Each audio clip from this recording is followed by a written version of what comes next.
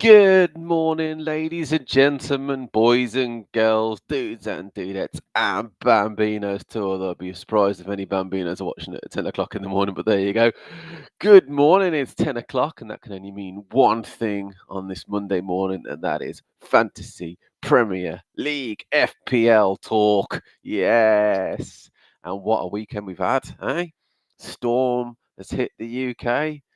Had problems and issues all the way up and down the country. It has. We've had a postponed game, a Merseyside derby that was postponed, and lots of sketchy results on that weekend gone. Without further ado, let's get you guys looking at what I see, and we will talk FPL, shall we? Yes, we shall. Here you go. So, as we all know, unfortunately, the Merseyside derby was postponed, wasn't it? That's probably going to be an April jobby, potentially. Depends on the fixtures and how they work out next year, but we will see into the second half of the season. But otherwise, as you see in front of you, they are the results from this weekend. First and foremost, if you had a Villa defender in your team, well done you. You are literally the only team this weekend to get a clean sheet, the only team to score a clean sheet points. Konza and Diego Carlos being the two men that got bonus points on top of that. So well done. So everyone's going to fall over themselves now to bring in Konza and all. No, they won't really. It was, after all, against Southampton. So quite frankly, you probably expected to win. Anyone who had Wisa in the game against Brentford against Newcastle, well done you to hold in on. And Mbuemo, of course, as well, got a goal and an assist. Well done you guys for holding on. I've read a lot of bits and a lot of articles about people who have questioned Mbuemo, people who have questioned Brentford assets. They were at home. And we all know Brentford at home are a very good team. Isak holders as well. He's got up in price today on the FPL as well, but he scored also. And I know that he's going to be a hot shot coming into the next few weeks with all the fixtures that Newcastle have got coming up. The Crystal Palace Manchester City game. Well done, Munoz. Holders and anyone who's got Munoz in their team. He's done quite well in the past 3 games. Look at that, 7, 6 and 11. Game week 15, 14 and 13. City, Ipswich and Newcastle. He scored points in. Excellently done for Crystal Palace. Haaland owners, I told you. I said it, and let's be honest, it was obvious at some point Haaland was going to score. He could not go for the rest of the season, rest of the year even, I'd argue, without scoring a goal, and he did. He got 2 bonus points initially, reduced down to 1. Shock. That is terrible. Should have been 2 bonus points for Haaland, and there you go. He's not even my captain, but I'm just saying, why give him 2 bonus points and then drop a bonus point 24 hours after that point? Weird, right? Very weird. Lewis owners, fellow Lewis owners, we are. I don't really know what to say, quite frankly. I watched that match, the Crystal Palace City game, and I thought, clean sheet's gone. Great, fantastic. Munoz scored, and I thought that's the end of that. But at least I've got Lewis starting. He's continued starting for them, which is good. Then he got a goal, and I was like, oh my God, what a goal that was. I was thinking probably 2, maybe 3 bonus points at that point. I was thinking, oh, hello, here we go. Come on, Lewis. Then he got a bloody red card, didn't he? He got a yellow card, and I didn't like it. The first time he got the yellow card, I thought, no, Lewis, petulance, don't do it. Don't talk back to the referee. Just get on with your game. You're a young player. Just carry on. But I think that's probably the reason why he got booked the yellow card initially, is just because he is young, a bit of naivety there. I didn't see the red card, but quite frankly, he was on the edge. And actually, this sounds harsh. I love Guardiola, but I blame him a little bit for this. He could see clearly there was a bit of irateness there. Bring him off. Get him off. I know their lack of defenders over at City. They've got a bit of a defensive crisis, but come on, it's in-game management, isn't it? Really, he's a young player. He's a bit hot-headed at that particular time. You can see him chatting away to the referee. You got to get him off. Either way, though, the flip side, if you can call it a flip side, is he did technically get 4 points, which is more than the rest of the defenders. So hey, it was better than nothing, I suppose you could argue. The negative side is he is suspended for the game against Manchester United. So could have done without that. United then played Forest. I expected Forest to score. I didn't expect Forest to win, to be honest with you. I thought it'd be a draw or a scrape win for United. But it was the opposite. It was a victory for Forest. Wood did really well. I've mentioned Milinkovic. I actually think he's probably the best player for Forest. Him and Murillo are absolutely monsters in centre half. Really, really, really good players. Obviously, if I want to look at Wood now, I think he's the all-time leading goal scorer for Forest. Is that right? I think he is. Wow, is all I can say. He just keeps going, doesn't he? He's a machine, Chris Wood. Absolutely brilliant player. Gibbs White back with a goal and an assist. Anyone who's got Bruno Fernandes have been given a couple of points, and Amad Diallo continues, and he's gone up in price to 5.1 as a result. So definitely on my watch list for Jorginho Rota. Then we had Sunday, didn't we? Yesterday came and I thought, oh, okay, Arsenal versus Fulham. This is exciting. Then they conceded. And I thought, not as exciting. There goes my David Raya clean sheet. There goes Saliba's clean sheet initially. Timber's clean sheet's gone, isn't it, really? Kiwior, if you've got him, his clean sheet's gone. Partey played right back yesterday as well for Arsenal, so he wasn't going to get a clean sheet, but his went anyway, being a midfielder. So Raul Jimenez, some people held on to him. He scored yesterday. Saliba then scored a towering finish. I think Havertz had the header, didn't he, which should have gone in, to be honest with you. Saliba then buried it. There was that big questionable offside VAR check, and it was given. And then what happened after that was a mixture of everything, really. Saka scored, didn't he? Ruled offside, and without a doubt, it was a fair. Martinelli, I don't know what he's doing on that left-hand side of the pitch. I don't know why he's offside there. I understand that, in the heat of the game and the speed of the game, you might, be slightly offside. But the guy, I agree entirely with Merson and everyone else who was doing the commentary. He should have known better. Should have stayed on the side. Then the ball would have got across. Then Saka would have scored. And hey, we would be talking about 3 bonus points, a goal for Saka, and my captaincy decision box ticked. Didn't happen. Ipswich then played Bournemouth, and I thought, oh, yes. Ipswich were leading, but then I looked down and saw Burgess was involved. And if you remember, I brought in Kwanzaa instead of Burgess because I thought, oh, do you know what? Maybe Gomez won't get that obvious start because obviously Konate's out injured, isn't he, for Liverpool. Burgess then got an assist. I thought, damn it. He would have been a useful player to have this week when it was very difficult to pick a team because of the Liverpool-Everton postponed game because of Storm Dara. So yes, and that match surprised me a little bit. Bournemouth winning in the end 2-1. I thought it was going to probably be a 1-1 maybe in that game. But yeah, Bournemouth were on form, so actually you could argue I shouldn't have been surprised. Nothing for Evanilson in that game, nothing for Kluivert neither. So that's a bit of a surprise. When Bournemouth tend to score, those two guys tend to be involved, don't they? Or Tavernier. Hey-ho, 2-1 win for Bournemouth. Well done, Bournemouth, for coming back. They are Iriola. He is to me, at the moment, he's one of the surprise managers of the season. Him and Nuno Espirito Santo have been absolutely brilliant for Forest. Leicester versus Brighton, a 2-2er. Vardy and Decordova Reed doing the job. Vardy, isn't he? He's still going, isn't he? He's brilliant, isn't he? And the one thing I like about Vardy's last season, the season before that, should we say, rather, when Leicester won the league, it was all about pace, wasn't it? Even when they won the league, it was all about getting to Vardy. Vardy runs down that league. Mahrez on the other side. You had Mahrez on one side, you had Vardy on the other side. Absolutely flying. They were at the time. Barnes playing as well. So yes, but now, wow, Vardy's still scoring and assisting. He's flying at the moment. I mean, if you've got Vardy in your team, well done you. He's 5.5 million, and the guy just doesn't stop to see 6 goals, 3 assists. Really good in the last few games as well. But if you look at it, it is against, I wouldn't say the lower opposition, but the teams you expect him to score against. Coming up next, Newcastle, maybe, Wolves, Liverpool, Man City, Villa's going to be a tricky one. So you've got a couple of big fixtures there coming up for Leicester. But Rude's got them scoring, he's got them firing. So, hey, credit where credit is due. It's a draw, it's a point on the board for them. Brighton came back. Estupinan. A lot of people got to do. Lamptey's got an interesting one. Lamptey's done quite well, actually, hasn't he? He didn't play. He played 18 minutes against Fulham, but then he got he got assists. He got 2 assists and a goal in the last few games. So but he's a bit too sketchy. It's in and out, isn't it, really, for him in Brighton? So, and once they get Veltman back from injury, I don't know if he's back yet, but once he's fully flowing, I think he'll be back into the team. And out goes Lamptey. 2-2 in that one. And then the match that I watched yesterday, and I was thinking, I was forced because of the postponement of the Liverpool game against Everton. I was forced to have to field both a Chelsea and a Spurs player, and I didn't want to. My Spurs player was Dragusin. Yeah, we'll come to that in a minute.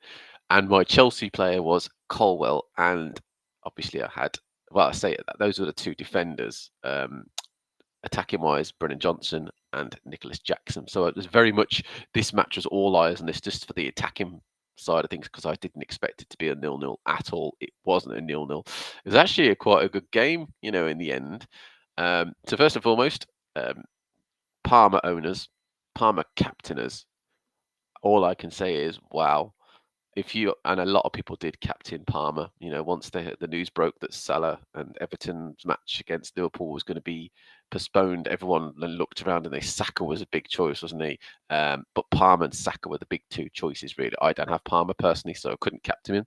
Probably would have done, I think, slightly ahead of Saka. But yes, if you did that, you got 2 goals and an assist. You got a lot of points yesterday when you captained that. Oof. All I can say is that's where the bulk of your points came yesterday, didn't it, really? Let's be honest. Brennan Johnson owners, good news and bad news. Good news is he got something yesterday. He got an assist. He didn't do anything against Bournemouth, so we got no points in that one. He got 4, but the bad news is he came off with an injury, didn't he? On the 52nd minute. There's no doubt he would have carried on till maybe even the whole of the match, maybe 70, 80, 90 minutes he would have played. But he came off with an injury, so we have to keep an eye on that. There is a match on Thursday Spurs have got in the European match.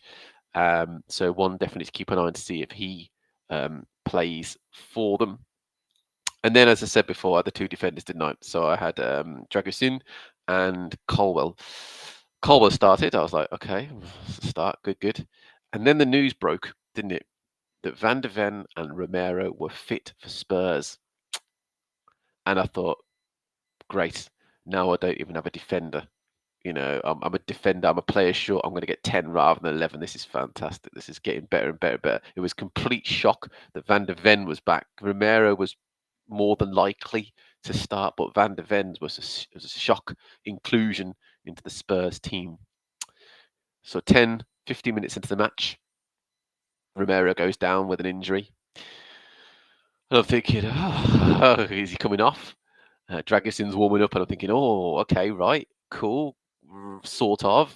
Didn't really want to play these both. I basically started Colwell and had Dragusin on the bench, and obviously my Liverpool defenders were in there. Gomez and Kwanzaa was backup.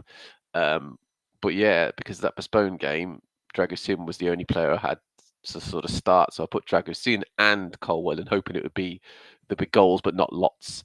Dragusin comes on, I'm smiling at this point, thinking, okay, thank God for that at least. Because I didn't brag, but I put a little thing out on X saying, oh, thank God I had Dragusin, because obviously the Merseyside derby was postponed. So I had Dragusin to come in, and I had Jorginho Rutter to come in for Salah, who obviously didn't play neither. So I was quite happy that at least both of those players played. Obviously, Rutter played for Brighton and Dragusin came on. And then the match unfolded, didn't it? Spurs versus Chelsea, and goals just flying in both sides. Spurs were flying at one point. Chelsea came back, didn't they? They got 4. Then Spurs scored again at the last sort of few minutes of the match, and then that was it, 4-3. And I was thinking, you're not getting any points in this, are you, AJ? Just accept that this game is going to be right off completely. And I think a lot of people this weekend are thinking the same. You might have captain Palmer and got some good points out of that in the end, but the vast majority of us are literally writing off this weekend. The moment Liverpool stopped playing and that game was postponed, I thought, oh, here we go. You're forced to play X, Y, and Z rather than you can pick the players that you want to play. So there is one more match to go. I will say this openly, and I said this on Friday. To me, this is the second and actually now officially the biggest match, because the first biggest match of the weekend I was touting was Everton versus Liverpool, the Merseyside derby that was obviously postponed. So, in my opinion, and as I said on Friday during my sort of parts FPL talk, West Ham versus Wolves is now officially the biggest match of this weekend. I know Spurs versus Chelsea would have something to say about that, wouldn't it, with 3-4? But no, I do think so. And this is for the reason that both of these teams are struggling a little bit. Both of these teams have under pressure managers. And either one of these teams could end up sacking their manager tonight or into tomorrow. So West Ham versus Wolves, in my opinion, is the match of the weekend. I will very much be having that on in the background this evening to watch.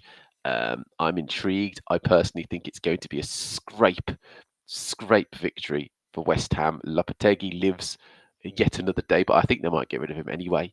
As for Gary O'Neill, I think unfortunately he's gone as well. I've read about Potter potentially going to Wolves or even West Ham for that matter. Both of them have looked at him. So yeah, it's a one of those things, isn't it? Really, I think if you look at it from a perspective of where they are in the league itself, I think they are very much going to be fighting out. I think one thing I read this morning actually, and I will have a look at that now with you guys.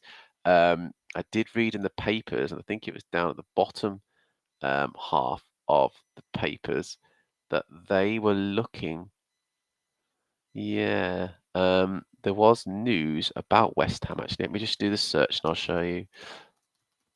They were looking at lots of different people really, and one of the things I read was they were looking at the Italian manager, weren't they? The ex Juventus manager, Allegri. Yeah, there we go. Now I don't know how real, honest truth that is in particular. We won't know really until potentially Lopetegui goes. I think he's gone. To be quite frank with you, I think he's out the door. Lopetegui's time's up. West Ham are very sketchy with him. Wolves, on the other hand, could technically retain Gary O'Neill. He did really, really well last season. I think he might do okay. I don't think they're going to get relegated personally, Wolves. I think they're just too good. I think Cunha and Strand Larsen, with the know-how at the back of Dawson, has a Sarr in goal as well. And I just think they might be okay this season, Wolves. So I don't fear for them. I fear more for like Ipswich, West Ham haven't been great this year as well. Southampton 100%. I think they're gone. So yeah, I think Russell Martin I could do with. It's harsh. I don't like saying so and so should be fired, but it's one of these. If he goes, maybe the Bola Kotchup might get a chance because he was really good at one point for Southampton. Anyway, the points. Let's go back to the obvious. I got less than average. I'm not a happy bunny this weekend, if I'm honest with you. Tonight's match has no bearing. I have no dog in the fight. It has nothing on me in terms of, the team. The argument is, the irony is last week when I put Ryo on the bench, I should have started him and Fabianski on the bench. This weekend, I should have put Ryo on the bench and started Fabianski. The complete opposite, because who knows what he's going to get today. Not even get a clean sheet or a couple of save points. But Ryo was in goal. He got 2, not great. Lewis got his red card, and I was very unhappy with that. Silliness from Rico Lewis, as he would have been a mainstay, I reckon, in City's team for the next few weeks at least. Whether I played him next week is a different matter because they have Manchester United, don't they? The Manchester derby. But he got 4 at least. There's a small, tiny happiness out of that. It's very minor. Colwell got 1 point. Again, a very minor happiness that he got something, considering it was a 4-3 game. Dragusin came on, got 0. Quite frankly, if he hadn't have played, he would have got 0. So I got nothing from Dragusin or from Spurs in that sense. Saka. It's not his fault. He fouled quite a bit. He was tackled on that right-hand side, quite heavily targeted. That disallowed goal was the biggest kick in the teeth, wasn't it, really? But it was fair. It was offside, let's be very honest. I'm an Arsenal fan, and any Arsenal fan arguing with this, it doesn't matter. Yes, VAR is very particular. Yes, it's very thorough sometimes. In this instance, it was by small millimetres, but at the end of the day, if we're going to use VAR, and that's what it's there for, then technically he was offside. Like it or lump it, he was. We all get 2 points. Captains get 4.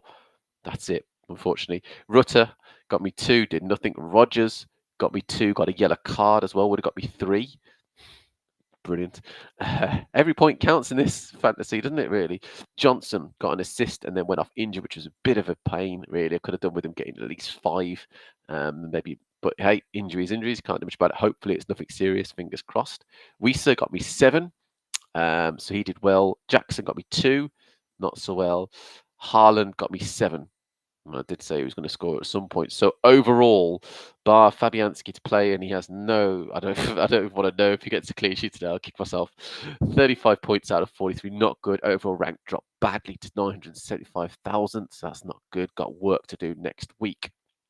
So yes, don't forget my socials, guys. As always, I'm on all of the socials. I'm on Facebook, AJP85-channel. I'm on X, AJ1985P. I'm on Twitch, A_J_P_A_5. That's Twitch live stream, and on YouTube, AJ Hardy 85. Like, subscribe, and follow, please, and we can be special friends. Yes. Make sure you put some comments on there as well, people. Don't just like or don't just watch the videos or don't just be a viewer. Yeah, don't be a little stalker. As you guys can see, we're obviously live from the conservatory. I don't do all this fancy stuff. I don't have FPL posters and stuff like that, and fancy icons around the screen. I don't have a fancy microphone. We're not in some kind of gaming dungeon or chat dungeon. We're quite literally here, me in the conservatory, headset, mouse, laptop. That's all you need, people. That's all you should need. I know a lot of people like all this pretentious stuff, but not for me. Not for me. I like to keep it very simple, very clean, to the point indeed. But as always, guys, disappointing game week 15. That's it. It's over for me in general. Hope you guys had a good game week in general. I'm sure a lot of you Captain Palmers, you jammy sods, you lucky people. Unfortunately, I was a Saka captainer. Yeah, it didn't pay off for me this week, game week. Later on, we'll start looking at inform players at 2:30 for my second part of this weekend, which is part number 12 of Mondays live streams. We'll look at the form players who to maybe target for game week 16. See how we go in that sense as well. But yeah, as you see, 35 out of 43 is not good, people. It's not. I'm below. I like to look at the average points as being my benchmark every week, and I can't always get there. Some weeks it's going to be a problem. This week it was. Take it on the chin, accept it for what it is. It wasn't a good game. We write it off and we move on. Up until this point, I've done quite well in terms of matching the average points or getting better. Really quick look at the price changes so you guys can see what's happened. I'm sure you're on top of this as well yourselves. Price changes today. Isak went up. Down went Fofana, down went Reed, down went Diaz, Akanji, Kual, and Bentancur of Spurs. The predictions for tonight is Romero is going to go down, Winks is going to go down apparently, Gvardiol is going to go down, Saliba is going to go up, Cunha is going to go up, and then as of tomorrow we've got quite a few bits going to go on, potentially Eze down, Stones down, Onana, João Felix, Savio, Smith Rowe, up goes Enzo, and up goes Bukayo Saka apparently. We will see. But otherwise, ladies and gents, thank you so much for watching my live stream, my 10 o'clock live stream. I'll be sticking this up on YouTube for you guys to view and then pasting the details into X and Facebook in case you missed it. But otherwise, as always, thank you for watching. I will see you guys at 2:30 this afternoon, where we'll look at some form players, whether we can bring them in, whether you guys can bring them in, more importantly, and why you haven't already got them in your team, let's be honest. But otherwise, I finished this game week with 35 points, the average being 43, the highest being 117. I am still within the million rank, which is kind of a good thing. It's not a benchmark for me. I like to be a lot better than that, but I haven't dropped to the point where I'm on a millionth or beyond, so I'm semi-happy with that side of things. As always, thanks for watching. I will see you guys at 2:30 p.m. Otherwise, keep it real. Keep safe with this storm going on as well, people. Hope you're all good. Hope you had a good game week. I'll see you guys at 2:30. I've been AJ.